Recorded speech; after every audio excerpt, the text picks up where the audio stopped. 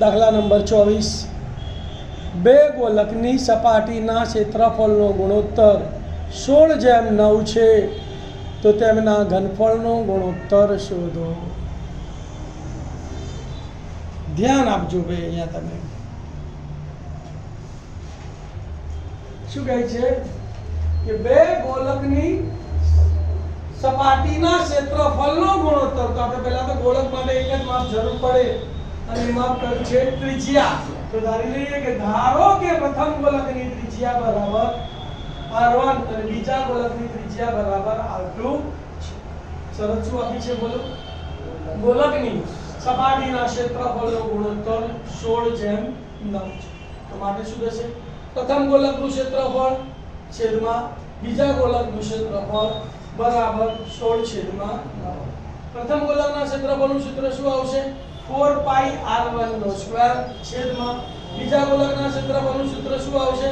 4πr2²। 4 4 ઉડી ગયા, પાઈ ઉડી ગયા, તો શું બચ્યું? r1²/r2² બરાબર 16/9। બંને બાજુ વર્ગમૂળ લઈ લઉં તો r1/r2 બરાબર વર્ગમૂળમાં 16/9। શું આવશે ભાઈ? વર્ગમૂળમાં 16/9। 16 નું વર્ગમૂળ 4 અને 9 નું વર્ગમૂળ 3, તો માટે r1/r2 બરાબર 4/9। એટલે કે સપાટીના ક્ષેત્રફળના ગુણોત્તર ઉપરથી આપણે એની ત્રિજ્યાનો ગુણોત્તર શોધ્યો। શેનો ગુણોત્તર શોધ્યો? ત્રિજ્યાનો ગુણોત્તર મળી જાય તો ગોલકનો કોઈ પણ ગુણોત્તર શોધી શકાય। હવે આપણે શોધવાનું શું છે કે ગોલકના ઘનફળનો ગુણોત્તર શોધો। તો ગોલકના ઘનફળનો ગુણોત્તર બરાબર પ્રથમ ગોલકનું ઘનફળ છેદમાં બીજા ગોલકનું ઘનફળ।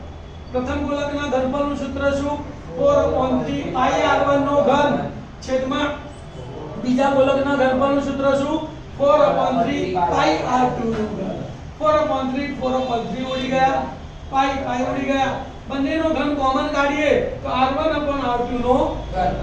r1/r2 ની કિંમત કેટલી છે? 4/3। તો કિંમતો મૂકી દઈએ તો માટે શું થશે? 4/3 નો ઘન। 4 નો ઘન કૌંસ દૂર થાય તો બંનેને ઘન આપવાના, તો 4 નો ઘન ચોખ્ખું 16, 16 ચોક 64 છેદમાં 3 નો ઘન તો 3 તરી 9 તરી 27, 64 છેદમાં 27 તો બરાબર 64/27।